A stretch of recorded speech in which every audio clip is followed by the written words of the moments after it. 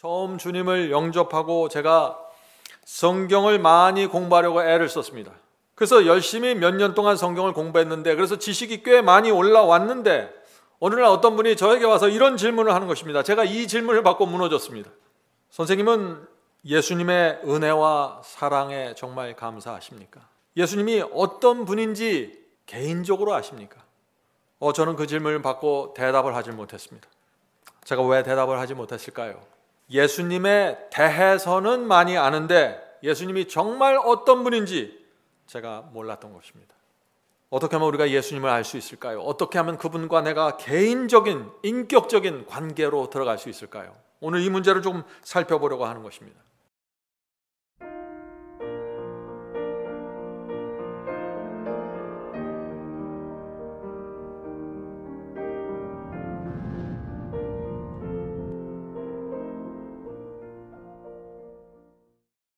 예수님은 우리의 친구입니다.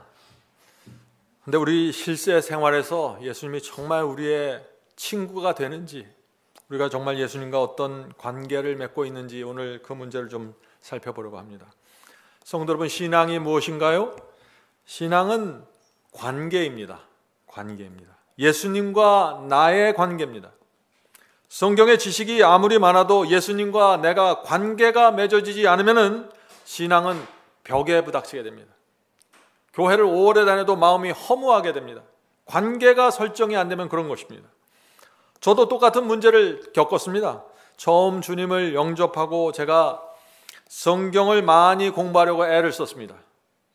그래서 열심히 몇 년 동안 성경을 공부했는데, 그래서 지식이 꽤 많이 올라왔는데 어느 날 어떤 분이 저에게 와서 이런 질문을 하는 것입니다. 제가 이 질문을 받고 무너졌습니다. 선생님은 예수님의 은혜와 사랑에 정말 감사하십니까? 선생님은 예수님이 어떤 관계를 맺고 있나요? 예수님이 어떤 분인지 개인적으로 아십니까? 저는 그 질문을 받고 대답을 하지 못했습니다. 제가 왜 대답을 하지 못했을까요?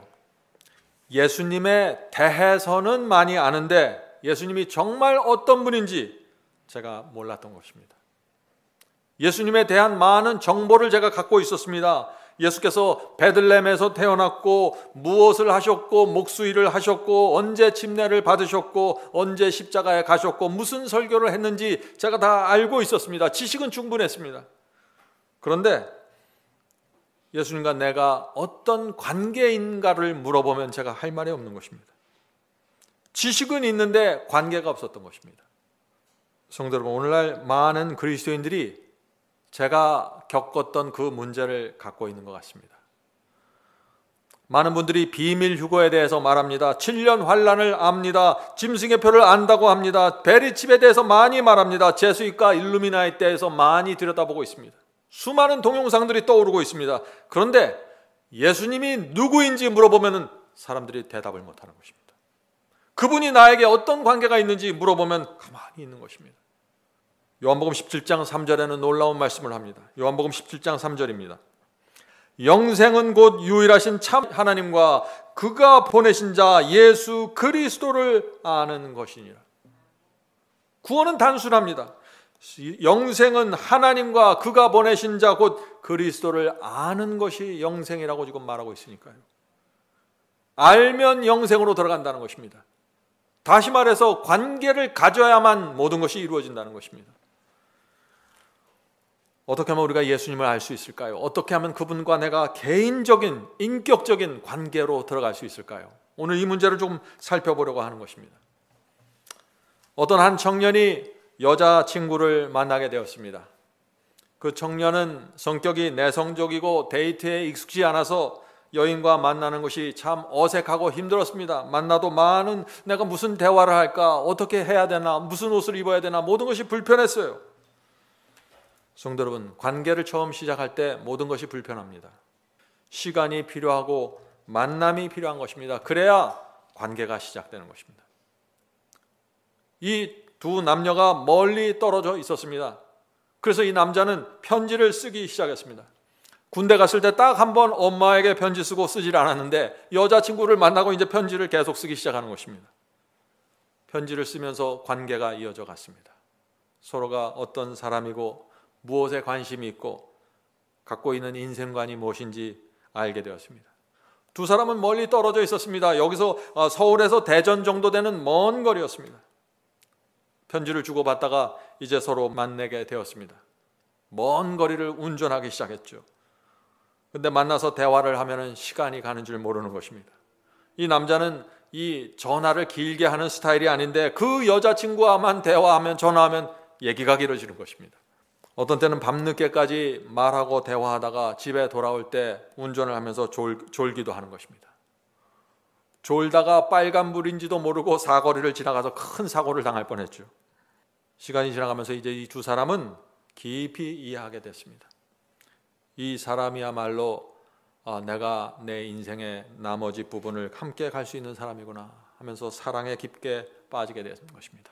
그렇게 되다가 이제 이 두 사람이 만나서 이런 생각을 하는 것입니다. 우리 이제 날마다 이렇게 만날 바에는 차라리 결혼해서 늘 함께 지냅시다. 그래서 이 두 사람이 결혼을 하게 된 것입니다. 그때 그 여자친구가 지금은 사모가 되었다고 합니다.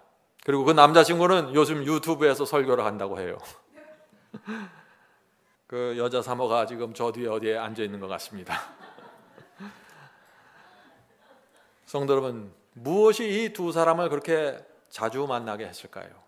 그렇게 어색했던 두 사람이 무엇이 남자로 하여금 밤늦게 그렇게 졸면서 운전하게 만들었을까요? 움직이기 싫어하는 사람인데 관계입니다. 무엇이 이 여자로 하여금 전혀 먹고 살 준비가 되어 있지 않는 그 남자에게 자신의 장래를 걸고 맡기려고 결정하게 만들었을까요? 관계입니다. 두 사람의 관계가 깊어지면서 극복하지 못할 위험이 없다고 느껴진 것입니다. 우리가 넘지 못할 장벽이 없다고 생각하게 된 것입니다. 관계입니다. 모든 것은 관계에서 시작되는 것입니다. 이제 30년을 살다 보니까 서로에 대해서 많이 알게 되었죠. 이제 전화해서 묻지 않아도 이 사람이 지금쯤 뭘 하고 있겠구나, 무슨 생각을 하겠구나, 어떤 일이 터졌을 때는 이 사람이 이 일에 대해서 어떤 태도를 취하겠구나, 무슨 생각을 하겠구나 알게 되는 것입니다. 관계입니다. 관계가 되어야만 이런 것들이 소통이 되는 것입니다. 그런데 문제가 있죠. 예수님을 10년, 20년 믿었는데 이런 관계가 이루어지지 않는 것입니다. 예수님에 대해서는 많이 알고 있는데, 성경에 대해서는 많은 교리와 해석을 붙잡고 있는데 예수님 자신을 몰라서 관계가 이루어지지 않는 것입니다. 오늘 많은 분들이 교회를 수십 년 다녔는데 예수님에 대한 관계를 얘기하면 굉장히 어색해하는 것입니다. 당황해하는 것입니다. 왜 그럴까요? 날마다 기도하고 말씀을 읽는데 정작 예수님이 누구인지 물어보면 답답해하는 것입니다. 성도는 관계가 중요합니다. 근데 어떤 관계가 중요하냐면 한 번 관계를 맺고 그대로 가만히 있는 것이 아니라 계속해서 깊어지는 관계를 말하는 것입니다. 성도 여러분, 이 관계는 개념이 아닙니다. 관계는 공부 잘해서 알아가는 게 아니에요. 관계는 신학이나 철학이 아닙니다. 결혼을 공부 잘해서 상대방을 알아내는 게 아니잖아요. 신앙도 공부 잘해서 얻어내는 것이 아닙니다. 저는 처음에 공부 열심히 하면 신앙도 되는 줄 알았어요. 그게 아니더라고요. 관계는 내가 해야 될 일의 체크리스트를 다 만들어 놓고 그거 하나하나 정복해 가는 것이 아닙니다. 관계는 마음과 마음이 만나는 것입니다. 관계는 내 마음과 예수님의 마음이 연결되는 것입니다. 관계는 진심으로 내가 그분을 사랑하는 것입니다. 감사하는 것입니다. 나를 선택해 준 그 상대방에게 모든 것을 주게 되는 것입니다. 관계가 그래서 깊어지면 포도나무에 가지가 연결된 것처럼 요지부동이 되어버립니다. 내 속에 있는 모든 것을 관계를 통해서 주게 되는 것입니다. 이것이 관계신앙입니다. 오늘날 기독교에서 관계신앙에 대해서 많이 말하죠. 굉장히 잘못되어 있는 것이 많습니다. 많은 분들이 관계신앙을 이런 식으로 표현합니다. 신앙은 관계입니다. 주님과의 관계만 잘 돼 있으면 죄는 염려할 필요 없습니다. 중요한 것은 관계이지 행위나 순종이 아닙니다. 여러분들 이런 말 들어보신 적 있으세요? 저는 그런 말을 많이 들어봅니다. 아마 그렇게 말하는 분들은요, 사랑을 해보지 않았던 분들 같습니다. 사랑이 무엇인지 알면은요, 엄청난 행위들이 쏟아져 나옵니다. 말도 안 되는 행위를 하면서 살게 됩니다. 사랑하기 때문에 그런 것입니다. 장미꽃도 사주고 그 비싼 장미꽃을 왜 사줘요? 한 송이도 아니고 여러 송이를. 낮에 만나면 됐지 왜 밤까지 전화를 해요? 말도 안 되는 행위들이 나오는 것입니다. 상상할 수 없는 결정들을 하게 되는 것입니다. 아니 더 두 사람이 어떻게 만나지? 저렇게 앞뒤가 안 맞는데, 밸런스가 안 맞는데 그거 어떻게 해요? 두 사람이 관계가 되어 있는데. 놀라운 열정이 나타나게 되는 것입니다. 진심으로 관계가 맺어지고 사랑하게 되면은 마음 전체를 상대방에 주면서 주변 사람들은 전혀 이해하지 못하는 결정을 하면서 살아가게 된다 하는 것입니다. 관계입니다. 오늘날 기독교에 들어온 이 관계신앙은 참 이상한 것입니다. 사랑을 해보지 않았던 사람들이 관계를 말하면 이렇게 돼요. 신앙에서 가장 중요하고 가장 바닥에 깔려있는 것이 뭐예요? 그리스도와 나입니다. 이거 빼놓으면 아무것도 없는 거예요. 사실은 내가 그리스도와 어떻게 연결되어 있는지, 이것이 신앙입니다. 신앙은 교리나 신조로 만들어질 수 없는 것입니다. 신앙은 내가 죄를 짓지 않아야지, 조심해야지, 노력해야지, 이게 신앙이 아니에요. 신앙은 관계입니다. 점점 깊어져가는 관계입니다. 이런 관계가 이루어지고 나면 어떻게 돼요? 죄와 세속이 떨어져 나가게 되는 것입니다. 관계에 의해서 떨어지는 것입니다. 전에는 내가 죄를 사랑했는데, 죄와 관계가 매우 밀접했는데, 이제는 내가 주님과 관계가 너무나 좋고 너무나 밀접해 있으니까 이 관계가 끊어져 나가는 것입니다. 우리는 관계를 통해서 죄와 세상을 정복하는 것입니다. 히브리서 11장에는요 믿음의 용사들이 나옵니다. 히브리서 11장 믿음장이죠. 믿음의 용사들이 나오죠. 노아, 아브라함, 모세, 믿음의 거장들입니다. 많은 사람들이 그분들을 존경하고 나도 어떻게 하면 저렇게 살 수 있을까 고민하죠. 많은 분들이 이렇게 질문하는 것입니다. 어떻게 하면 믿음의 영웅들처럼, 그 히브리서 11장에 나오는 믿음의 영웅들처럼 영적으로 높이 성장할 수 있습니까?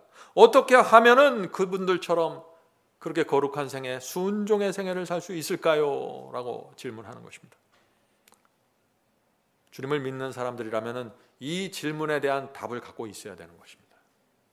성도 여러분, 이 질문에 대한 답이 성경에 있습니다. 바로 그 다음 장 히브리서 12장에 그 대답이 나옵니다. 12장 1절과 2절입니다.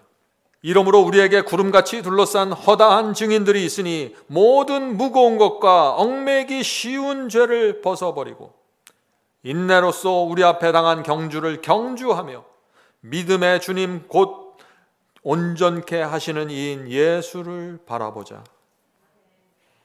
자, 믿음의 조상들의 가지고 있었던 그 신앙으로 들어가려면 어떻게 해야 된다고 지금 말하고 있어요?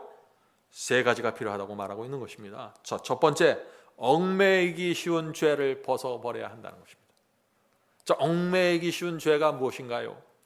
너무나 오랜 세월 동안 나에게 착 달라붙어서 젖은 낙엽처럼 나에게 달라붙어 있어서 내가 그것을 죄인데 죄로 느껴지지 않는다는 것입니다. 얽매이긴 쉬운 죄예요. 아주 쉽게 그 죄에 빠져들어가게 된다는 것입니다. 어떤 분들은 쉽게 말을 할 때 과장하는 습관을 갖고 있죠. 얽매이기 쉬운 죄입니다.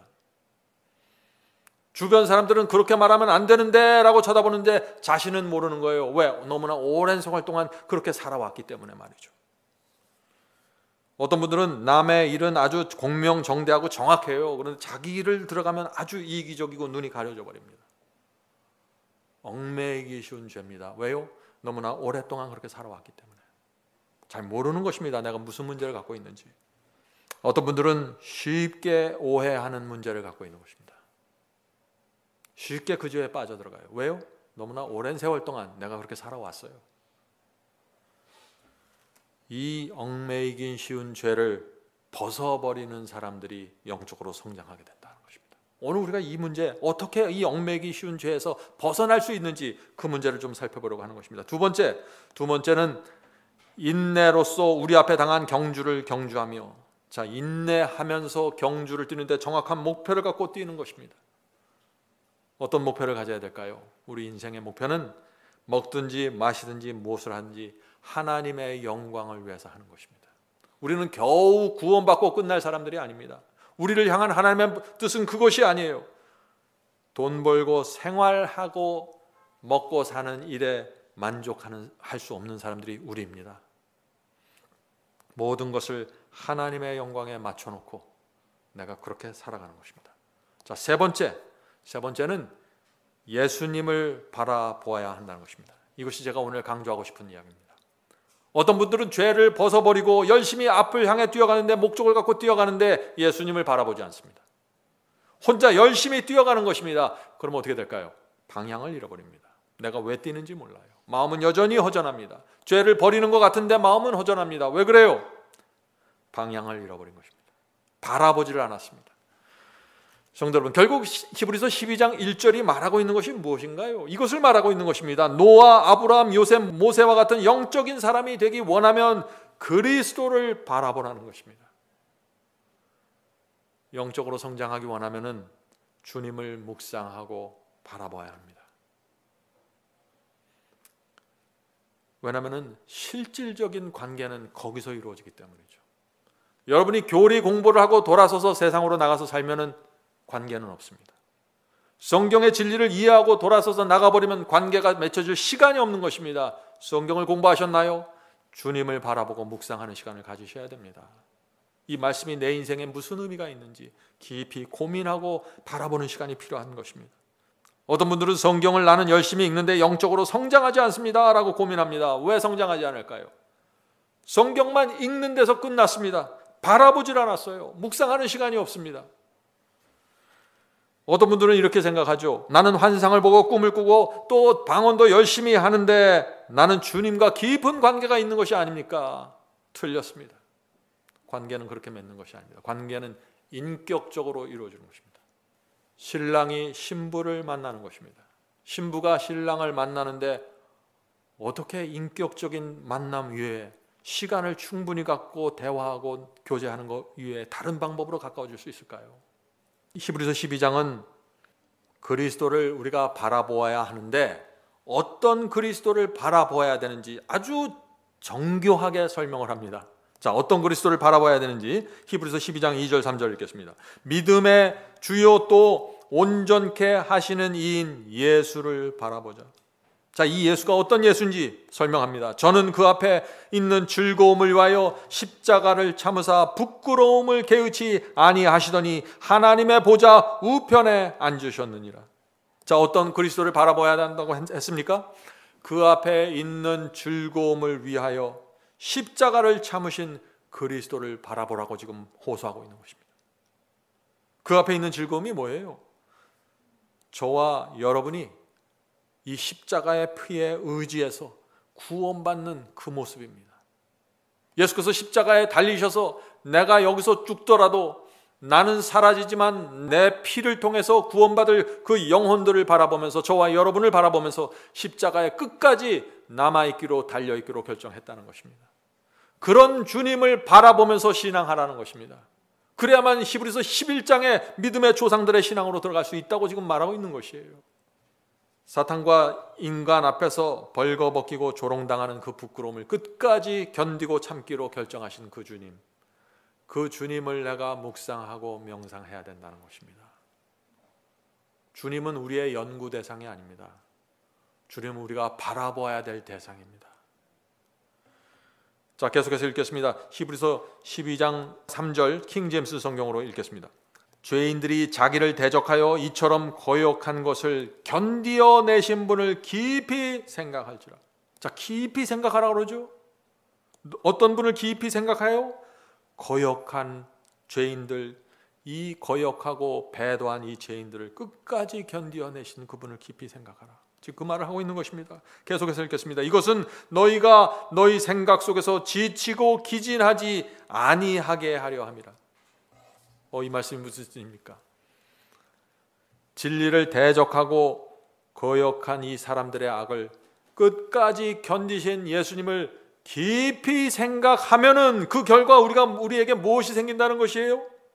너희가 너희 생각 속에서 지치고 기진하지 아니하게 될 거야. 그 말을 하고 있는 것입니다. 악인을 끝까지 참아주시는 주님을 바라보아야만 지치지 않게 된다는 것입니다. 바라보지 않으면 혼자 뛰다가 다 무너지고 지쳐서 쓰러진다는 것입니다. 넘어지고 쓰러질 때마다 자학하지 않으려면 주님을 바라보는 것입니다. 왜? 악인들을 끝까지 견디고 사랑으로 붙잡고 돌아가신 그분을 바라볼 때 내가 그 안에서 위로를 받고 용기를 갖고 소망을 갖고 분투하면서 전진하게 된다는 것입니다. 이것이 히브리서 12장이 우리에게 주는 메시지입니다. 성도 여러분, 여러분은 주님을 바라보십니까? 바라보셔야 살 수 있는 것입니다. 여러분, 죄에 쓰러지고 넘어졌을 때, 세상에 시달려서 포기하고 싶은 마음이 머리끝까지 차오를 때 어떻게 하십니까? 끝까지 악인들을 견디고 참아주신 그리스도를 바라보라고 말하고 있는 것입니다. 바라보는 자는 다시 일어나서 전진하게 될 것입니다. 이것이 관계입니다. 성경이 말하고 있는 관계는 바로 이것이에요.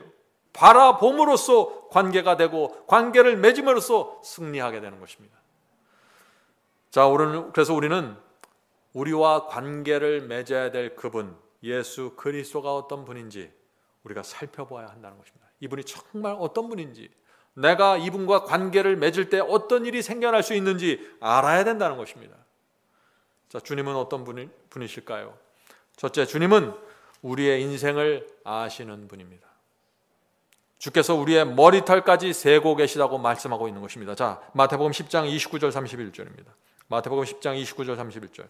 참새 2마리가 한 앗사료에 팔리는 것이 아니냐. 자, 참새는 아주 싼 값에 팔리는 가치 없는 새들이었어요. 자, 그 새를 말씀하시면서 이렇게 얘기하는 것입니다. 그러나 너희 아버지께서 허락지 아니하시면 그 하나라도 땅에 떨어지지 아니하리니 너희에게는 머리털까지 다 세신 바 되었나니 두려워하지 말라. 너희는 많은 참새들보다 귀하니라. 예수님의 말씀이십니다. 성도 여러분, 이것이 우리가 믿는 주님이십니다. 주께서는 우리의 머리털까지 세시는 분입니다. 저 사람의 머리털은 몇 개고 저 사람의 머리털은 몇 개고 사람마다 그 다 다른 머리털 수를 정확하게 세신다는 것입니다. 무슨 뜻인가요? 그만큼 깊은 관심과 사랑을 갖고 지켜보고 있다는 것입니다. 그 값싼 참새가 한 마리가 떨어지지 않도록 지켜보신다는 것입니다. 성도 여러분, 이렇게 우리가 주님을 알면 머리털까지, 내 머리털까지 세고 계신 그분을 내가 알고 나면은 지금 뭐라고 얘기하는 거예요? 두려워하지 않게 된다는 것입니다. 주님을 알아야 두려움이 없는 것입니다. 내 비즈니스가 무너지고 내 직장이 흔들리고 경제가 흔들리고 내 건강이 무너져도 주님을 알고 나면은 주여 제 마음에 두려움이 사라지네요. 이렇게 말할 수 있다는 것입니다. 관계입니다. 관계에서 모든 것이 극복되고 정복돼 가는 것입니다. 세상이 무너질 때 관계에 집중하셔야 돼요. 어떤 분들은 이런 질문을 하죠. 주께서 모든 것을 아시면 우리가 기도할 필요가 무엇입니까? 다 아시는데, 우리의 시련을 다 아는데 내가 일부러 그걸 다 알려드리고 보고서를 제출할 필요가 뭐가 있습니까? 기도를 왜 합니까? 우리가 그렇게 질문하는 것입니다. 일리가 있는 질문인가요? 우리가 기도할 때 주님께서 모르실까 봐 알려드리는 거 아니에요. 주님 이거 모르시죠? 이거 내가 알려드릴게요. 이게 기도가 아니에요. 머리털까지 세시는데 뭘 그걸 알려주려고 구구절절히 말해요.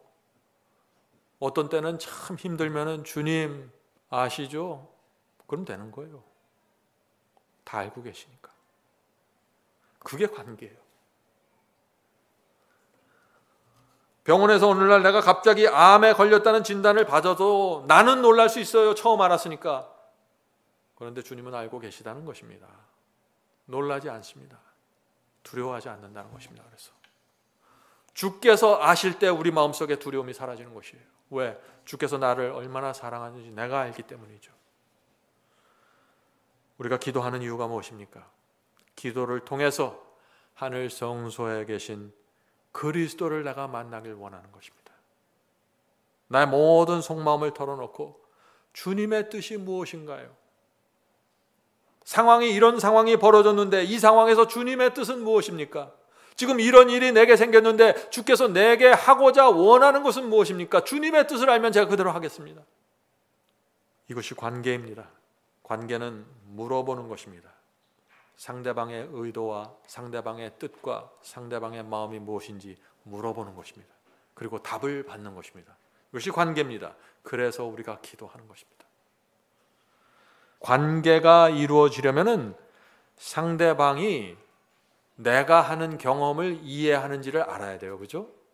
상대방과 내가 같은 경험을 공유할 때 우리는 관계가 분명하게 이루어질 수 있다는 것입니다. 자, 히브리서 5장 8절 읽겠습니다. 그가 아들이시면서도 받으신 고난으로 순종함을 배워서, 예수께서 순종을 어떻게 배웠어요? 고난을 통해서 배웠다는 것입니다. 우리가 순종을 배우는 그 과정 그대로 예수께서도 밟아 가셨다는 것이에요. 주께서 이 땅에 살면서 그래서 누구보다도 우리의 고난을 이해하시는 것입니다.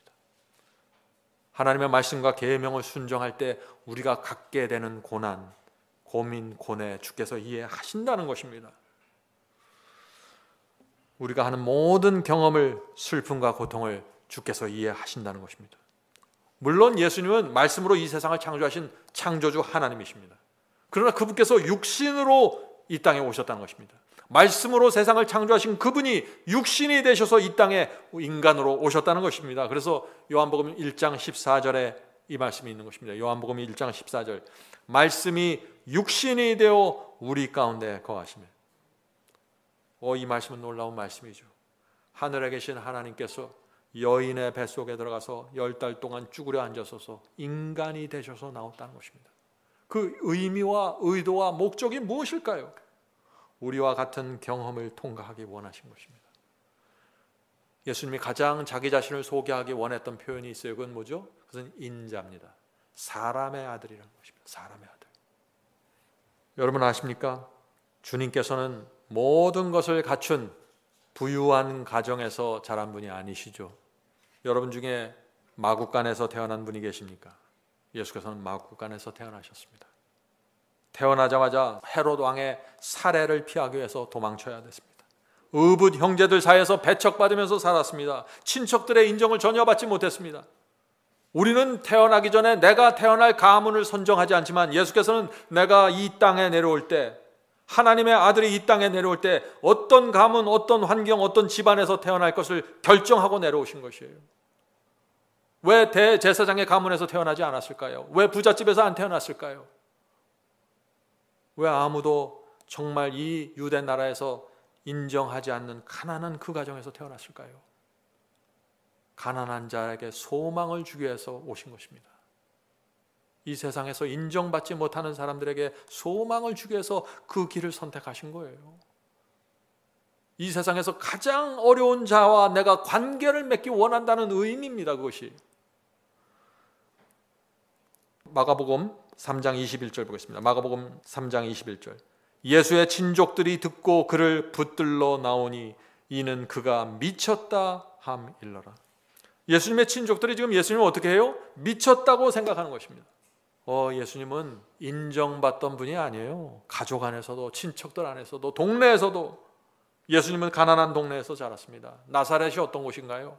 유대 나라 사람들은 다 나사렛이 어떤지 알아요. 거긴 가난하고 추한 동네입니다. 저속한 사람들이에요. 삼류입니다.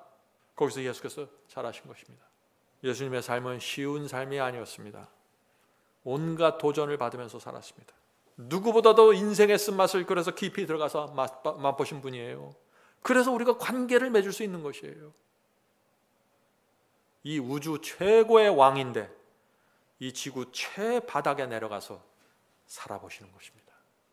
관계 맺기 위해서 말이죠. 내가 너를 이해한다. 성도 여러분, 주께서는 우리를 아십니다. 우리가 어떤 고민을 하면서 이 세상을 통과해야 되는지 주께서는 아시는 것입니다. 어떤 분들은 이런 얘기를 합니다. 내 주변에 아무도 나를 이해하지 못합니다. 나는 학교에서도 왕따였고 사회에서도 나 혼자입니다. 누구도 나를 이해할 수 없습니다. 네, 아세요? 예수님도 항상 혼자였습니다. 주변 사람들 중 누구도 예수님을 이해한 사람은 없어요. 심지어 자기 어머니 마리아까지도 예수님을 이해하지 못했습니다. 예수님의 사명과 사역을 이해하지 못했어요. 유대교회 전체가, 사회가 예수님을 인정하지 않았고 핍박했습니다. 결국 십자가에 매달렸습니다.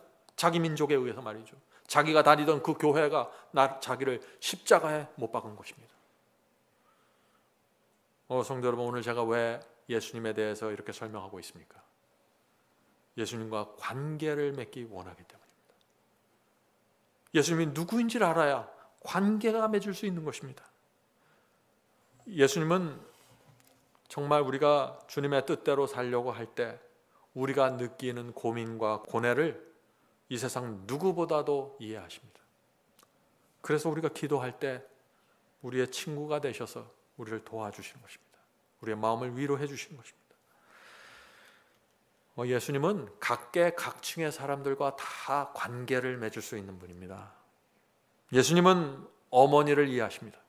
어머니가 갖고 있는 부담과 짐을 이해하세요. 왜요? 어머니 마리아는 가난과 싸웠습니다. 30년 동안 어머니 곁에 살면서 어머니가 가난과 어떻게 싸우는지, 그가 어떻게 고생하는지 지켜보았습니다.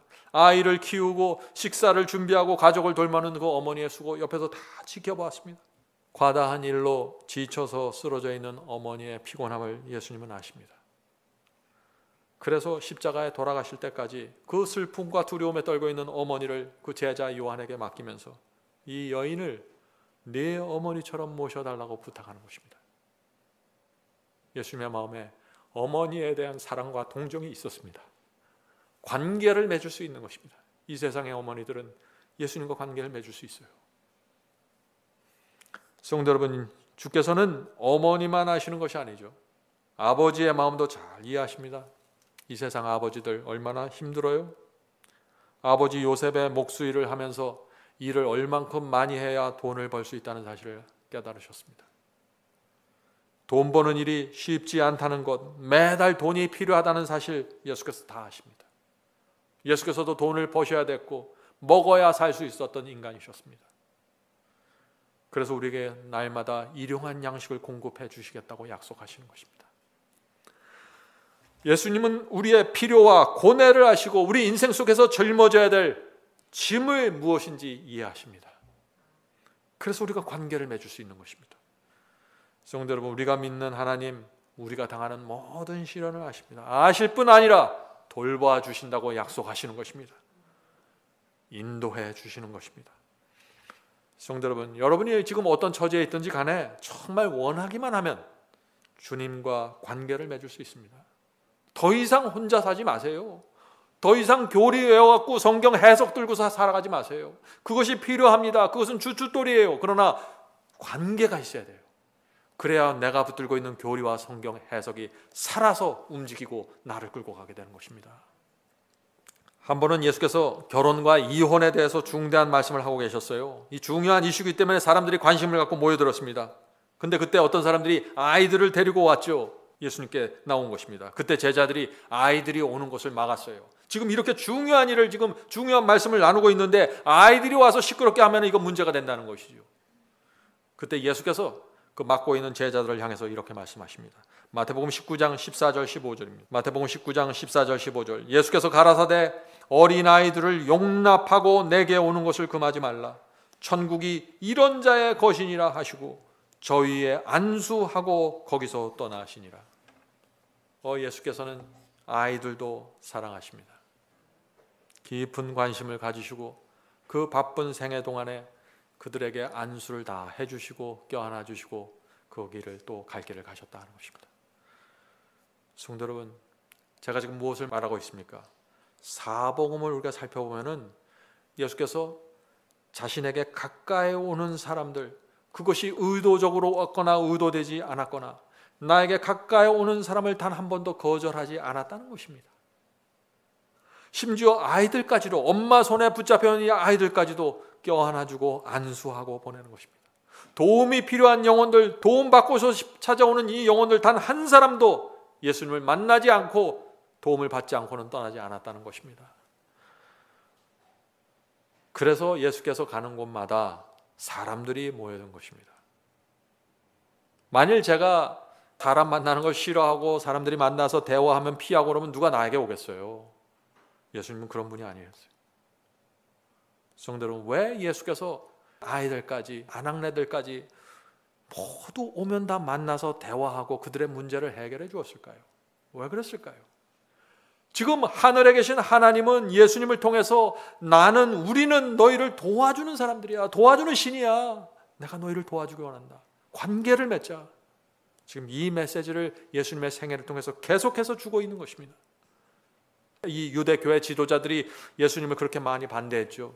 핍박했습니다. 그러나 도움이 절실했던 사람들은 다 예수께 나와서 질문했고 대답을 얻었고 도움을 받았어요. 우리도 지금도 마찬가지입니다. 우리가 진짜 원하면은 예수께 가서 관계를 맺게 될 것입니다. 더 이상 외롭게 살지 않게 될 것입니다. 예수께서 끊임없이 사람들을 만나고 도와주신 이유 여러분들 이해하시겠죠? 누구든지 나에게 오기만 하면 도움을 받을 수 있다는 메시지를 계속해서 사람들에게 전해주는 것입니다. 그래서 우리도 주님께 가야 하는 것입니다. 한 번은 유대교에서 중요한 사람이 주님을 찾아왔습니다. 그는 부자이면서 법관이었습니다. 예수께서 그동안 하찮하고 천박한 사람들, 어린아이들, 아낙네들만 만나주었는데, 병든 자만 만나주었는데 정말 이제 부자이고 법관인 이 사람까지 만나줄까? 예수께서는 만나주시죠. 이 부자 법관은 오랜 세월 동안 예수님을 지켜보았습니다. 예수께서 천한 사람들의 질문을 다 받아주고 살펴주고 도와주는 장면들을 다 보면서 이분이야말로 순결하고 거룩한 분이시구나, 내가 이분께 가면 도움을 받을 수 있겠구나 하고 찾아온 것입니다. 그래서 이 부자 법관이 무슨 질문을 합니까? 마태복음 19장 16절이죠. 이 질문은 유대 교단 누구에게도 묻지 않았던 중요한 질문입니다. 이 부자 법관은 자존심 때문에 이 질문을 아무에게도 할 수가 없었어요. 아니, 바리새인으로서 내가 성경을 이렇게 많이 알고 있는데 이제 내가 영생에 대해서 누구한테 질문을 한단 말인가? 아무한테도 질문을 할 사람이 없었어요. 그런데 예수께 와서 이 질문을 하는 것입니다. 마태복음 19장 16절, 선생님이여 내가 무슨 선한 일을 하여야 영생을 얻으리까? 이 질문은 정말 자존심이 많이 상하는 질문입니다. 바리새인이고 부자고 법관이에요. 그런데 예수께서는 이 질문에 대해서도 자세한 대답을 해주십니다. 부자 법관이 예수님의 이 대답을 거절했죠. 그러나 예수님의 입장에선 그 영혼을 위해서 최선을 다하셨습니다. 성도 여러분, 가난한 사람들, 힘없는 사람들만 예수님의 관리 대상이 아닙니다. 어른이나 아이나 부자나 가난한 자나 노인이나 사춘기 청년들도 예수께서 만나주십니다. 오기만 하면 만나주시는 거예요.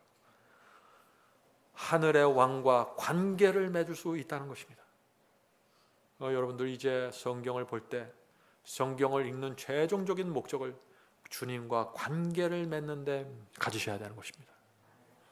성도 여러분, 사람들이 이 주님을 이해하지 못하는 이유가 무엇일까요? 예수님을 잘 이해를 못해요. 분명히 좋긴 좋은 분 같은데 이해가 안 되는 거예요. 왜 그럴까요? 이 세상에 없는 사랑을 가지셨기 때문이죠. 무조건적인 사랑을 가지신 것입니다. Unconditional love입니다. 조건이 없어요. 사랑을 베풀기만 하는 것입니다. 그래서 사람들이 이해를 못하는 거예요. 저거 진짠가? 어디까지 저게 유지가 될 수 있을까? 저런 사랑이. 현실적으로 이해를 못하는 것입니다.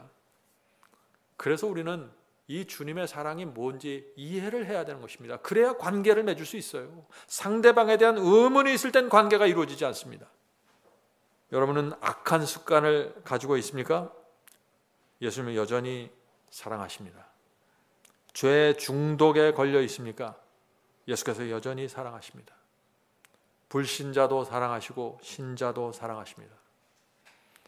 예수님은 모든 사람을 사랑하십니다. 모든 사람과 관계를 맺고 싶어 하십니다. 예수께서는 주님을 버리고 세상을 향해 달려가는 젊은이들도 사랑하십니다. 예수님은 자녀를 잘못 길러서 신앙을 떠나게 해서 고민하는 부모들도 사랑하십니다. 불쌍히 보시죠. 예수께서는 자기밖에 모르는 이기심으로 똘똘 뭉친 그 사람들도 여전히 불쌍히 여기고 사랑하십니다. 예수님은 이 학교와 세상에서 완전히 따돌림 받은 그런 사람들도 사랑하십니다. 우리가 아무리 악하고 괴팍하게 보일지라도, 주변 사람들이 나를 전혀 이해하지 못할지라도 주께서는 사랑하십니다. 무조건적인 사랑입니다. 잊지 마세요. 우리의 상태가 어떠하냐에 따라서 예수님의 태도와 사랑이 결정되는 것이 아니에요. 많은 사람들이 그렇게 생각하고 있죠. 왜? 사람들은 그렇게 생각하니까. 내가 무엇을 하든지 내가 어떻게 살든지 그것이 나를 향한 주님의 마음을 바꿔놓지를 못합니다. 주께서 나오는 이 사랑은 본능에서 나오는 사랑이기 때문에 그렇습니다. 이 사랑은 누구도 막을 수 없는 사랑이에요. 많은 사람들이 이런 얘기를 합니다. 나는 그런 사랑을 믿을 수가 없습니다. 어떻게 그런 사랑이 있을 수 있습니까? 나는 주님께 중요한 사람이 아닌데 나 같은 사람은 어떻게 저 부자나 저 잘 나가는 사람과 똑같이 나를 사랑할 수 있나요? 주께서 이 세상 누구도 그렇게 하질 않는데. 주님은 그런 분이 아니라는 것입니다. 오해를 푸셔야 돼요. 10손가락을 물어서 아프지 않은 손가락이 없다고 하잖아요. 우리 사람들도. 예수님의 마음에 중요하지 않는 사람은 없습니다. 모든 사람을 사랑하지만 그 모든 사람이 예수님의 마음에 분명한 한 자리를 차지하고 있습니다. 집사님도 그 마음속에 분명히 한 자리를 차지하고 있는 것입니다. 이 장로님도 그 마음에 분명히 한 자리를 차지하고 있는 것입니다. 우리 모두, 이 세상 모두 주님의 마음속에 분명한 한 자리를 차지하고 있다는 것입니다. 그래서 그 자리에 문제가 생기면 예수님의 마음에 그렇게 고통이 있는 것입니다. 만일 우리가 스스로 주님의 구원과 은혜를 저버리고 멸망당한다면 그 한 자리가 예수님의 마음속에서 영원한 고통으로 남게 된다는 것입니다. 잃어버린 자녀 때문에 평생 마음에 빈 마음을 갖고 살아가는 어머니들처럼 예수님도 그렇다는 것입니다. 이 사랑은 영원한 것이기 때문에 그래요. 우리가 주님의 사랑이 무엇인지를 안다면 우리가 이렇게 살지를 않을 것입니다. 깊은 관계로 들어갈 것입니다. 우리가 잘났든지 못났든지 말이죠. 성도 여러분, 많은 분들이 오해를 해요. 내가 의롭게 되고 성화된 다음에 그때 내가 주님께 나가서 관계를 좀 떳떳하게 맺어봐야지. 오해입니다. 틀렸습니다. 있는 그대로 가야 되는 것입니다. 그래서 신앙은 오늘 지금 시작할 수 있는 것입니다. 주님과의 관계는 지금 가능한 것입니다. 오늘 많은 사람들이 이 면에 있어서 큰 오해를 하고 있어요. 오늘 기독교에서 구약의 하나님은 무서운 하나님, 신약의 하나님은 사랑의 하나님, 이렇게 나눠서 생각하는 것이죠. 그것은 하나님을 이 더블 마인드, 이 외식하고 두 개의 마음을 갖고 있는 이상한 하나님으로 착각하는 것이죠. 하나님의 사랑은 항상 같습니다. 우리 부모의 사랑이, 자녀들에 대한 부모의 사랑이 항상 같은 것처럼 하나님은 말할 것도 없는 것이죠. 예레미야 31장 3절 4절 보겠습니다. 예레미야 31장 3절 4절. 나 여호와가 옛적에 이스라엘에게 나타나 이르기를 내가 무궁한 사랑으로 너를 사랑하는 거로. 이게 구약 성경입니다. 구약 성경에 무궁한 사랑으로 사랑을 했다고요. 인자함으로 너를 인도하였다 하였느니라. 전혀 이스라엘아, 내가 다시 너를 세우리니 내가 세움을 입을 것이요. 이 타락하고 배도한 이스라엘을 향해서 무궁한 사랑을 갖고 와서 내가 너를 다시 세워주겠다. 다시 시작하자. 이것이 구약의 하나님의 사랑입니다. 항상 동일한 사랑이죠. 그래서 바울이 하나님의 사랑을 또 이렇게 표현합니다. 로마서 8장 31절 32절. 로마서 8장 31절 32절입니다. 그런즉 이 일에 대하여 우리가 무슨 말하리요? 만일 하나님이 우리를 위하시면 누가 우리를 대적하리요? 아멘 아닌가요? 하나님께서 우리를 위하시기 때문에 아무도 우리를 대적할 자가 없다고 지금 외치는 것입니다. 계속해서 자기 아들을 아끼지 아니하시고 우리 모든 사람을 위하여 내어주신 이가 어찌 그 아들과 함께 모든 것을 우리에게 은사로 주지 아니하시겠느냐. 놀라운 말씀 아닌가요? 하나님께서 우리를 위하여 당신의 아들까지 십자가에 내주셨는데 아낄 것이 무엇이냐는 것입니다. 줄 거 다 줬는데, 지금 가장 중요한 것을 줬는데 더 이상 주지 못할 것이 뭐가 있냐. 하나님이 우리를 위해 서 있으면 무서울 것이 하나도 없다는 것입니다. 여러분은 무서운 게 무엇입니까? 경제가 무너지나요? 건강이 무너집니까? 도대체 무엇이 문제입니까? 하나님께서 우리와 함께 하시면 대적할 것이 없다고 했는데, 관계입니다. 여러분, 정말 관계로 들어가세요. 두려움과 외로움과 속상함과 황당함과 모든 것을 초월하고 극복하게 되는 것입니다. 관계입니다. 성도 여러분, 하나님께서 주실 수 있는 최고의 관심과 사랑을 우리에게 주시는 것입니다. 이것을 잊지 마세요. 자기 아들을 아끼지 아니하시고 모든 사람을 위하여 내어주신 이가 어찌 그 아들과 함께 모든 것을 우리에게 주지 아니하시겠느냐. 이 말씀을 붙잡고 사십시오. 하나님께서는 어제와 오늘과 내일이 같은 분이십니다. 2000년 전에 십자가에 달리신 그 예수께서 지금도 나와 함께 하시고 나를 구원하기 위하여 하늘의 천사들을 움직이고 계신다는 사실 잊지 마시기 바랍니다. 하늘 도성 들어가는 날까지 하나님의 사랑은 변치 않습니다. 자, 로마서 8장 37절 39절 보겠습니다. 로마서 8장 37절 39절. 이 모든 일에 우리를 사랑하시는 이로 말미암아 우리가 넉넉히 이기느니라. 자, 우리가 넉넉히 이기는 이유가 뭐예요? 우리를 사랑하시는 이로 말미암아. 우리를 사랑하기 때문에 내가 이길 수 있다는 것입니다. 관계 때문에 내가 이긴다는 것이에요. 사망이나 생명이나 천사들이나 권세자들이나 현재일이나 장래일이나 능력이나 높음이나 깊음이나 다른 아무 피조물이라도 우리를 우리 주 그리스도 예수 안에 있는 하나님의 사랑에서 끊을 수 없으리라. 성도 여러분, 인간의 언어로 이것보다 더 어떻게 하나님의 사랑을 분명하게 말할 수 있을까요? 아무것도 끊을 수 없다는 것입니다. 이 세상 무엇도 말이죠. 하나님은 사랑이시라는 것입니다. 여러분은 이 사랑을 받으시겠습니까? 이 사랑을 받으셔야 돼요. 이 사랑을 믿으셔야 됩니다. 이 사랑을 믿고 받으면은 그 사랑이 나를 감동시켜서 관계가 맺어지게 되는 것입니다. 그런데 하나님의 사랑을 끊을 수 있는 자가 이 우주 전체에서 딱 한 사람이 있어요. 그게 누구예요? 그게 나입니다. 내가 끊고 돌아설 수 있는 것입니다. 당자처럼 끊고 돌아설 수 있는 것입니다. 그러면 아버지는 눈물을 흘리면서 바라볼 수밖에 없는 것입니다.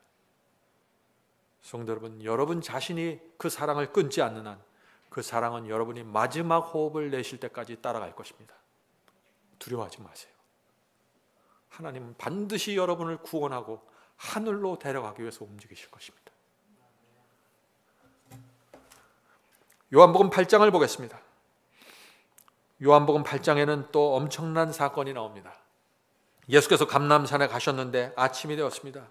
사람들이 예수님의 말씀을 듣기 위해서 모였습니다.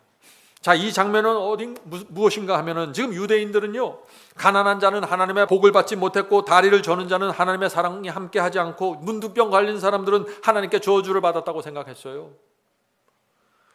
그런 모든 생각들을 갖고 있었는데 예수께서 완전히 그 생각을 뒤집어 버린 것입니다. 가난한 자에게 하늘이 있다고 설명하시고 가난한 자를 사랑하시고 다리 저는 자를 고쳐주셨어요. 하나님의 사랑이 그들과 함께 있다는 것을 보여주신 것입니다. 눈먼 자를 눈 뜨게 만들어 주셨어요. 이 유대 사람들은 다 그들이 저주를 받았다고 생각했는데 예수께서 그들을 다 고쳐주시는 것입니다. 먹여주시고. 그런데 그 모든 능력을 보면 그 원천은 하늘에서 왔다고밖에 믿을 수 없는 것입니다.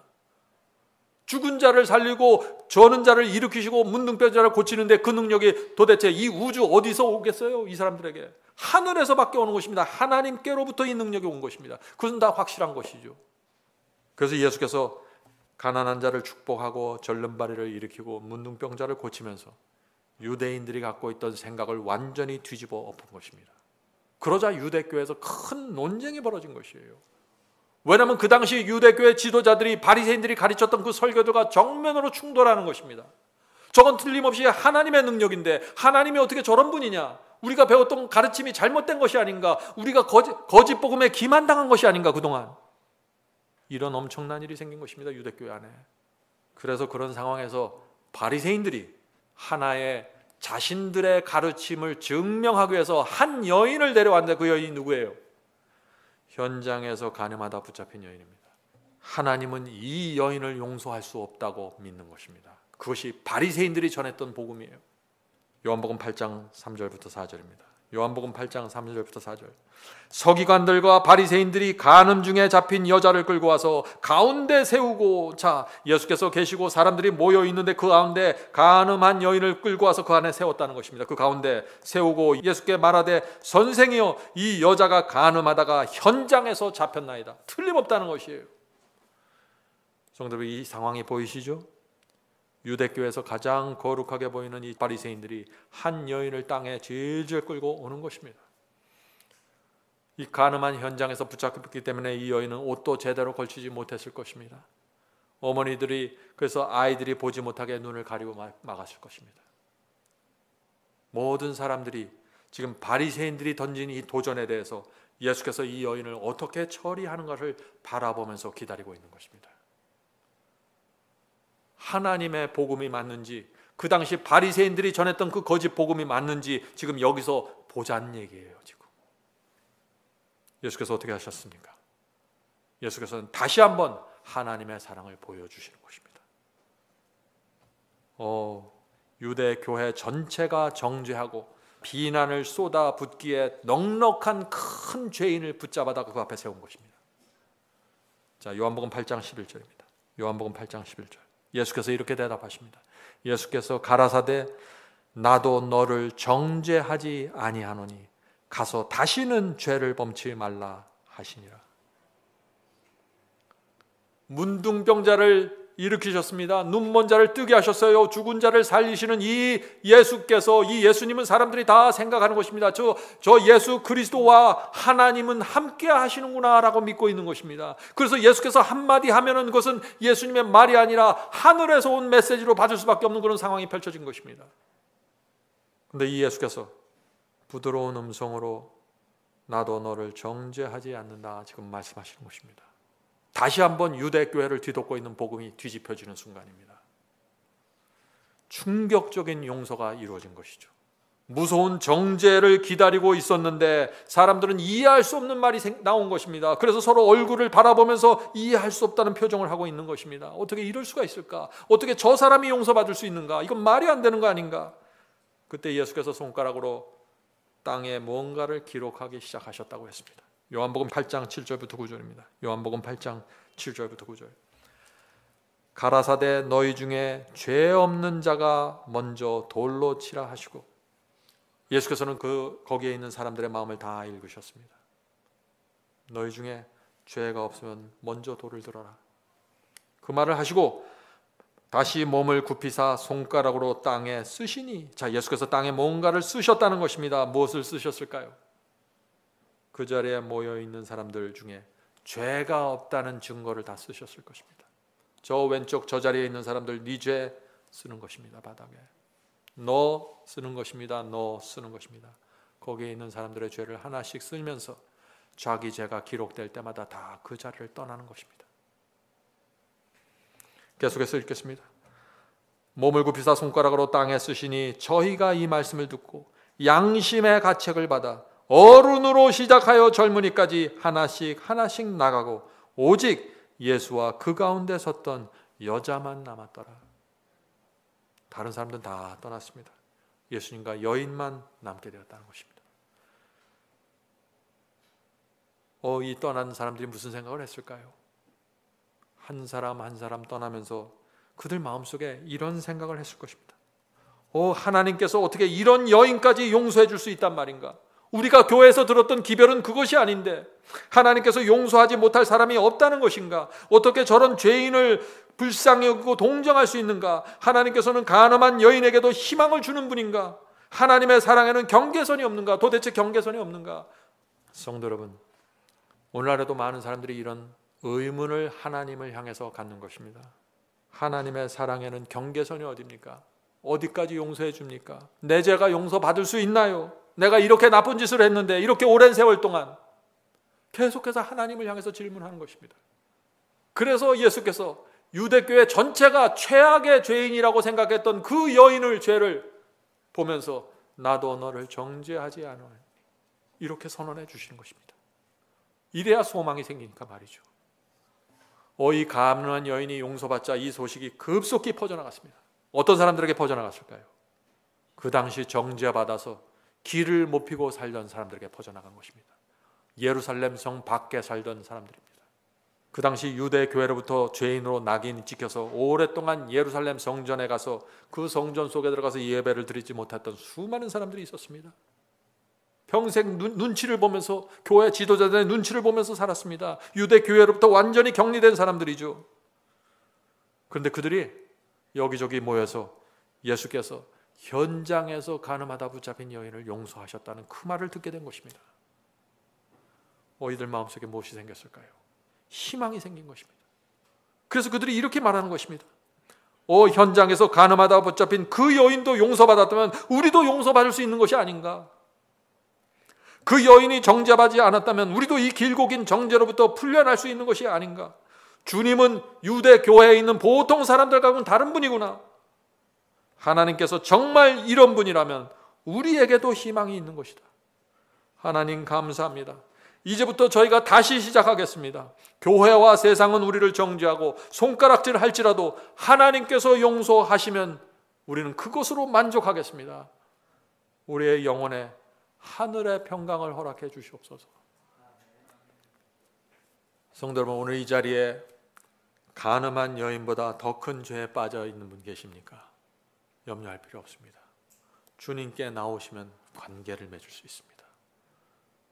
간음한 여인을 둘러싸고 있던 그 수많은 사람들 중에서 오직 그 간음한 여인, 그 죄인만이 예수님과 관계를 맺는 관계로 들어간 것입니다. 잘 생각해 보세요. 이게 무엇을 의미하는지. 예수께서는 죄인을 사랑하십니다. 저와 여러분을 죽도록 사랑하십니다. 그래서 어떤 죄라도 용서해 주실 수 있는 것입니다. 그 용서를 믿으셔야 돼요. 죄를 범하고 기도할 때 하나님의 용서를 있는 그대로 받으셔야 돼요. 그래야 관계가 이루어지는 거니까. 성도 여러분, 하나님께서 용서하지 못할 죄는 이 지구에 없습니다. 예수님은 보통 분이 아니십니다. 예수께서 말씀하셨죠. 나를 본 자는 하나님을 보았다고 했습니다. 예수께서 용서하시면 하나님께서도 용서하시는 것입니다. 성령께서 용서하시고 이 삼위는 같은 분이십니다. 그래서 우리가 그분 예수님과 관계를 맺으면 하나님과 관계를 맺는 것이고 성령과 관계를 맺는 것입니다. 그 세 하나님께서 우리의 손을 잡으시고 우리의 인생을 인도해 주시는 것입니다. 시시때때로 우리의 양심 속에서 말씀하시고 책망하시고 지켜주시고 도와주시는 것입니다. 관계입니다. 이것이 관계입니다. 성도 여러분, 우리가 주님과 맺을 수 있는 이 관계 놓칠 수가 없는 것입니다. 반드시 관계를 가져야 되는 것입니다. 온 힘을 다해서 손을 뻗으시고 외치셔야 되는 것이에요. 가련한 문둥병자가 주님을 향해 외치셨듯이 그렇게 외치는 것입니다. 주여 도와주시옵소서. 제가 주의 도움이 필요합니다. 외면하지 않으십니다. 유대 땅 3년 반 동안 사시면서 누구의 외침도 거절한 적이 없어요. 놀라운 것은요, 있는 그대로 가도 받아주신다는 것입니다. 있는 그대로 가도 말이죠. 문둥병자도 있는 그대로 갔을 때 받아주셨습니다. 눈먼 자도 있는 그대로 갔어요. 내가 시력이 좋아야 되는데 안약이라도 몇 방울 떨어뜨리고 가야지. 그런 사람 하나도 없어요. 안진뱅이도 있는 그대로 갔을 때 고침을 받았습니다. 있는 그대로입니다. 있는 그대로 주님께 가야 되는 것입니다. 많은 분들이 이렇게 생각해요. 내가 주님 앞에 가기 전에 먼저 회개하고 열심히 순종하고 내 마음을 잘 수양을 해서 깨끗하게 잘 닦은 다음에 그 다음에 내가 주님께 가서 관계를 좀 맺어봐야지. 틀렸습니다. 그래서 안 되는 것입니다. 그래서 안 되는 것이에요. 있는 그대로 가셔서 모든 자존심과 수치심 내려놓고 주님께 다 고백하시고 주여 제가 이런데 저도 용서받을 수 있겠죠. 관계가 들어가는 것입니다. 완전한 용서를 받으시고 완전한 해방을 맛보세요. 그래야 관계가 이루어지는 것입니다. 오늘 많은 분들이 교회를 수십 년 다니고 주님께 수백 번 기도를 하지만 그 완전한 용서를 받지 못해서 관계로 들어가지 못하는 거예요. 항상 죄에 대한 고백을 하고 기도로 올려보내면서 이거 용서해 주실까 하면 또 가는 거예요. 관계가 안 되는 것이죠. 그렇게 되면 모든 영적인 경험은 주님께 가야만 가능한 것입니다. 주님 앞에서 이루어지는 것이에요. 내가 영적인 경험을 만들고 주 앞에 가는 것이 아니라 그 앞에 가서 이루어지는 것입니다. 왜 그 앞에 가야 이루어질까요? 그 앞에 가야 주님이 어떤 분인지 알잖아요. 주께서 정죄받은 여인도 용서해 주셨고 문둥병자도 고쳐주셨고 누구도 고쳐주셨고 누구도 용서하셨고 그 모든 것을 볼 때 주께서 나도 용서해 주시겠구나, 나도 껴안아 주시겠구나, 그런 결론을 얻고 나오는 것입니다. 성도 여러분, 성경의 복음은 이것입니다. 간단합니다. 나도 너를 정죄하지 아니하노니 가서 다시는 죄를 범치 말라. 이것이 성경의 복음입니다. 이 말씀을 하시는 예수님의 마음을 받으셔야 되는 것입니다. 어떤 마음으로 이 말씀을 하셨을까요? 많은 사람들이 예수님의 이 말씀을 또 오해해요. 항상 사람들은 예수께서 무슨 말씀을 하면 자꾸 뒤집어서 자기 수준에서 생각해요. 그래서 문제가 생기는 거예요. 이게 어떻게 생각하나요? 그 수십 년 동안 그 간음하면서 죄 가운데 살았던 여인에게 어떻게 다시는 죄를 범치 말라는 그런 무리한 요구를 할 수 있는가? 내가 그럴 줄 알아서 용서는 하는데 다시 죄 범하지 말라고 다구치잖아. 예수님 그런 분이라니까. 항상 이렇게 생각하는 거예요. 이 주님의 말씀을, 주님의 마음을 알아야 이 말씀이 이해가 되는데, 주님의 말씀을 펴놓고 그 말씀을 이해할 때는 자기 수준으로 이해해버려요. 그래서 항상 오해가 생기는 것입니다. 이게 주님의 말씀의 뜻은 이것이에요. 주께서는 네가 다시 죄를 범하면 내가 너를 사랑하지 않겠다라고 말한 게 아니에요. 무슨 뜻인가? 이것입니다. 나는 너를 믿는다. 너는 이제부터 다른 사람이 될 거야. 내 용서는 네 마음에 희망과 용기와 생명을 줄 거야. 나와 온 하늘이 앞으로 너를 도와줄 거야. 너는 이제부터 다른 사람으로 살 수 있어. 용기를 가져. 이게 다시는 죄를 범하지 말라는 주님의 마음 아닌가요? 한 번만 더 죄 범하면 용서 딱 없어. 사랑하지 않을래? 이게 아닙니다. 자, 그래서 교회를 오래 다녀도 성경을 아무리 통독해도 예수님의 마음과 그분의 성품을 이해하지 못하면 관계를 맺질 못하는 것이에요. 여기서 관계를. 주님과 관계를 맺지 않은 상태에서 교회를 다니는 게 얼마나 힘든 일인지 아세요? 저는 제가 관계가 맺혀지지 않을 때 교회를 다니는 게 나한테 큰 짐이 되었습니다. 외로웠습니다. 진리를 많이 아는데, 말씀을 많이 아는데 관계가 없는 것이에요. 얼마나 힘들까요? 성도 여러분, 이제 주님께 나오시기 바랍니다. 더 이상 머뭇거리지 말고 교리 붙잡고 있으려고 하지 말고 그대로 예수님께 나오셔야 돼요. 있는 그대로 예수께서 여러분을 따뜻하게 맞이해 주실 것입니다. 여러분은 이 가늠한 여인이 했던 것처럼 나쁜 습관을 극복할 수 있는 것입니다. 오랫동안 가져온 약점을 버릴 수가 있는 것이에요. 가서 다시는 죄를 범하지 말라는 이 주님의 말씀, 그 마음을 내가 온 마음으로 믿고 붙잡으면 승리가 가능한 것입니다. 이 가늠한 여인이 예수님께로부터 나도 너를 정죄하지 않겠다, 가서 다시는 죄를 범하지 말라라는 이 주님의 음성을 들었을 때 이 여인의 마음속에 무슨 생각이 떠올랐을까요? 나는 오랫동안 천박하게 살아온 여인인데, 돈을 받고서 몸을 팔면서 내가 살아왔는데, 그런데 문둥병자를 고치시고 안진뱅이를 일으키신 이 주님께서, 이 하나님의 능력을 가진 이 주님께서 내가 이 죄에서 떠날 수 있다고 말씀하시는가? 내가 정말 그럴 수 있을까? 주님이 나 같은 죄인을 믿어주시는 거구나. 주여, 제가 이 죄를 버리기 원합니다. 주께서 저 같은 죄인을 믿어주시니 다시 시작하겠습니다. 새 인생을 살겠습니다. 이것이 관계입니다. 더 이상 외롭게 살지 마시고 주 앞에 나오게 되길 제가 간절히 바랍니다. 우리가 잊지 말아야 될 것이 있습니다. 주께서 말씀하실 때는 항상 능력이 함께 온다는 것입니다. 원수를 사랑하라고 명령하셨을 때 원수를 사랑할 수 있는 마음과 능력을 하나님께서 주시는 것입니다. 하나님의 모든 명령에는 순종할 수 있는 능력이 포함되어 있습니다. 약속입니다. 그래서 바울도 그 약속을 붙잡고 이렇게 말하는 것입니다. 빌립보서 4장 13절, 내가 능력 주시는 자 안에서 내가 모든 것을 할 수 있느니라. 하나님의 약속과 능력을 붙잡고 이 말을 하는 것이죠. 어떻게 승리가 가능할까요?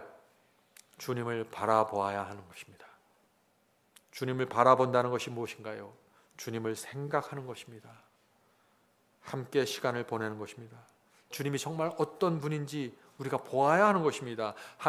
주님의 성품과 인품을 보아야 하는 것입니다. 주님의 사랑과 자비와 용서가 어떻게 이루어지는지 그것을 잘 살펴보세요. 그분이 세심한 돌보심을 한번 살펴보세요. 주님께서 나를 믿어주시고 끝까지 도와주신다는 사실을 확인할 때까지 성경을 보십시오. 그래서 성경 속에서 주님을 내가 보고 알게 되면은 성령께서 우리의 마음을 감동시켜서 주님을 위해서 살고자 하는 마음의 충동과 거룩한 소원을 만들어 주시는 것입니다. 이것이 관계입니다. 관계예요. 신앙을 오해하면 안 돼요. 많은 사람들이 주님을 정말 열심히 따라가려고 하는데 오해에서 벗어나질 못하는 것이에요. 그것은 이것입니다. 신앙을 어떻게 생각하냐면 내가 최대한 잘 조심해서 죄를 짓지 말아야지, 오늘 오전에 죄를 짓지 말아야지, 이렇게 생각하는 것입니다. 신앙 아니에요. 그거 열심히 내가 잘 노력해서 육신에서 뭐가 악한 욕망이 올라오면 잘 짓눌러야지. 신앙 아니에요. 신앙은 뭐예요? 주님을 위해서 사는 것이에요. 관계가 맺어졌기 때문에. 내가 주님을 알게 되었어요. 관계가 맺었어요. 난 주님을 배신할 수 없어요. 주님이 내 인생의 모든 것이에요. 그래서 난 주님을 위해서 살아가겠습니다. 이것이 신앙이에요. 관계를 통해서 이 모든 것이 이루어지는 것입니다. 성도 여러분, 주님을 바라보셔야 됩니다. 나를 사랑하시고 믿어주시고 끝까지 지켜주시는 그 주님을 바라보세요. 그러면 깊은 살아있는 관계로 들어가게 됩니다. 관계를 맺으려면요 3가지가 필요합니다. 이 3가지 중에 하나가 빠져도 안 돼요. 첫째, 말씀을 살피셔야 됩니다. 많은 분들이 말씀 밖에 나가서 주님을 바라보려고 하죠. 엉뚱한 주님을 바라보게 됩니다. 말씀을 살피세요. 둘째, 기도하십시오. 기도할 때 그냥 기도하지 말고 말씀을 살피고 말씀을 붙잡고 기도하세요. 주께서 이런 말씀을 주셨는데 이 말씀의 의미가 무엇인가요? 이 말씀이 내게 이루어지려면 제가 어떻게 해야 됩니까? 알려주시옵소서. 기도하세요. 말씀을 붙잡고. 셋째, 주님을 바라보면서 묵상하십시오. 말씀을 읽고 기도하고 금방 일어서 뛰쳐나가지 말고 말씀을 읽고 기도했으면 조용히 앉아서 잠시라도 주님을 바라보고 묵상하시는 시간을 꼭 가지세요. 왜? 주님을 믿는 것은 관계이기 때문에 그런 것이에요. 어떤 분들은 기도만 하려고 기도원 찾아가죠. 어떤 분들은 또 방에 앉아서 명상만 하려고 해요. 안 됩니다. 잘못되었어요. 말씀이 빠지면 길을 잃어버리는 것입니다. 말씀 안에서 기도하고 묵상하십시오. 그러면 주님이 제대로 보이게 될 것입니다. 관계로 들어갈 수 있는 것이죠. 우리는 이 세상에 가서 하늘에 올라갈 것입니다. 자, 하나님을 직접, 예수님을 직접 얼굴과 얼굴로 대면하면 우리가 더 이상 예수님을 바라볼 필요가 없을까요? 아니죠. 우린 여전히 예수님을 바라볼 수밖에 없는 것입니다. 왜요? 예수님을 알고 나면은 더 알고 싶기 때문에 그런 것입니다. 주님은 도대체 어떤 분이길래 이 엄청난 수천 년의 역사를 통해서 인류를 이렇게 구원해 내셨을까? 이 인류가, 인간들이 예수님을 대해서 감사한 사람이 몇 사람 안 되는데, 예수님을 다 잡아 죽이려고 하고 핍박했던 사람들이 많은데 어떻게 예수님은 자기 목숨을 벌레보다 못한 이 인간들을 위해서 내주셨을까? 하늘에 가서도 계속해서 바라보는 거예요. 주님이 도대체 어떤 분인가? 주님의 마음에는 어떤 사랑이 있길래 이 구속의 역사를 단 한순간도 지치지 않고 끌어가셨을까? 하늘에 가면 그래서 우리가 영원토록 주님을 바라보게 되는 것입니다. 성도 여러분, 하늘 예루살렘에 들어가면 어떻게 될까요? 주께서 우리를 한 사람씩 부르실 것입니다. 한 사람씩. 단체로 불러갖고 너희는 저쪽, 너희는 이쪽, 이게 아니라 한 사람씩 부르실 것이에요. 근데 그냥 부르시는 게 아니라 우리의 이름을 기억하셔서 그 이름으로 부르시는 것입니다. 생각해 보세요. 하나님의 입에서 여러분의 이름이 나오는 것입니다. 내가 너를 태어날 때부터 지켜봤다 하면서 이름을 불러주시는 것입니다. 그때 감격이 어떠할까요? 천천만만의 천사들이 도열해 있는데 하나님의 호명을 받고 보좌 앞으로, 그 하나님의 보좌 앞으로 나가는 우리를 천사들이 지켜보면서 우리를 바라볼 것입니다. 하나님께서 보좌에서 일어나셔서 우리를 껴안아 주실 것입니다. 그리고 우리의 귀에 이렇게 말씀하실 것이요, 아무개야, 착하고 충성된 종아, 사랑한다, 수고했다, 잘했다. 그때 천사들이 우리의 이름이 새겨진 면류관을 갖고 다가올 것입니다. 예수께서 그 면류관을 받아서 우리의 머리 위에 씌우려고 할 때 우리는 예수님의 손에 난 못자국을 보게 될 것입니다. 예수님의 못자국을 가장 가까이서 눈앞에서 보게 될 것입니다. 그때 우리가 무슨 생각을 하게 될까요? 나는 이 면류관을 쓸 자격이 없구나. 내가 한 게 무엇이 있다고. 나에게 그 많은 기회가, 시간이 주어졌는데 나는 정말 하질 못했는데 내가 이 면류관을 쓸 자격이 없습니다 라고 말하게 될 것입니다. 우리가 그래서 주님의 발 앞에 엎드려서 주 앞에 이렇게 고백하게 될 것입니다. 주여, 이 면류관은 내 것이 아닙니다. 주님의 것입니다. 주께서 승리하신 것입니다. 주께서 십자가에 못 박히셨기 때문에 저희가 여기 하늘에 온 것입니다.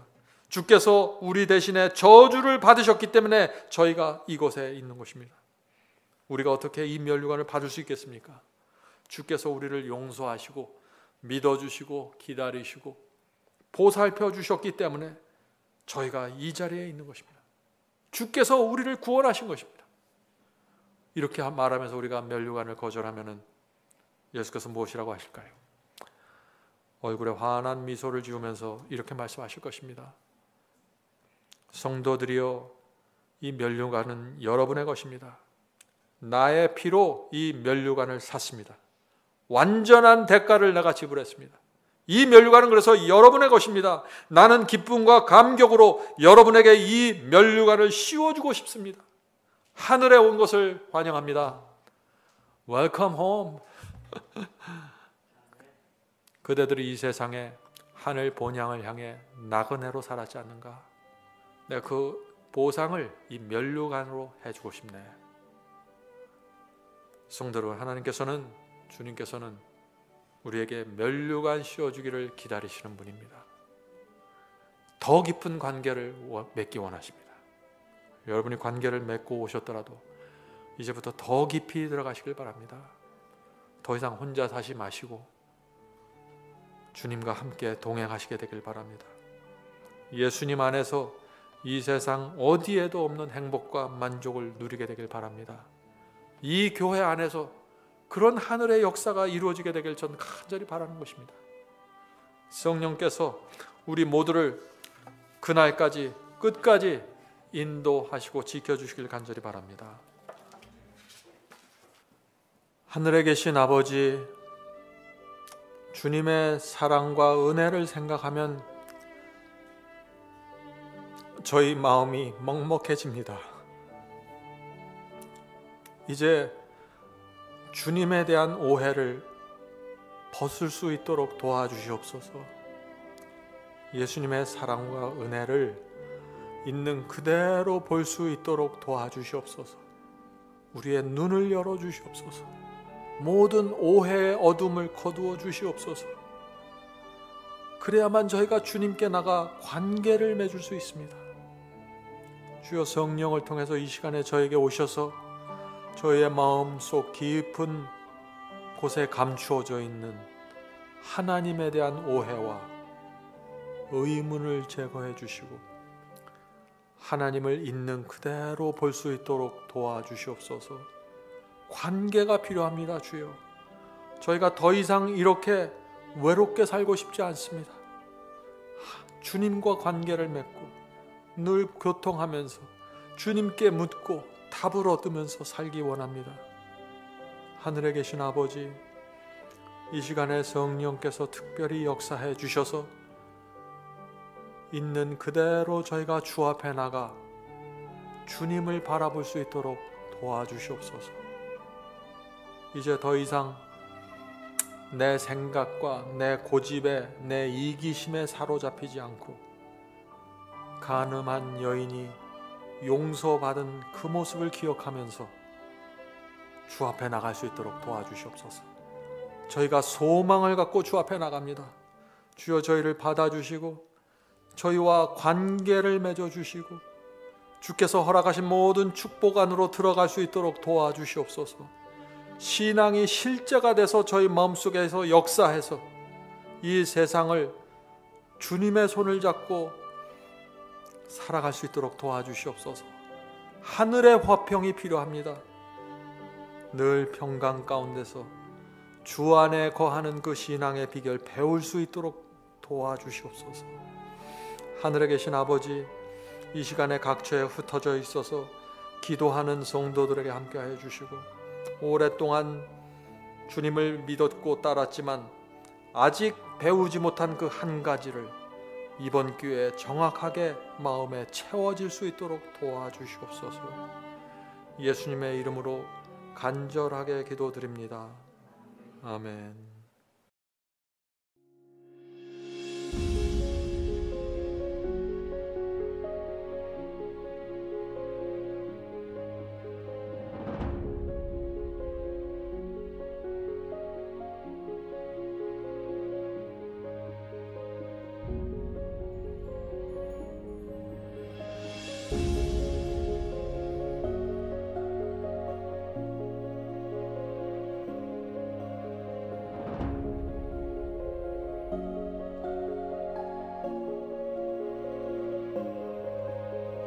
있습니다.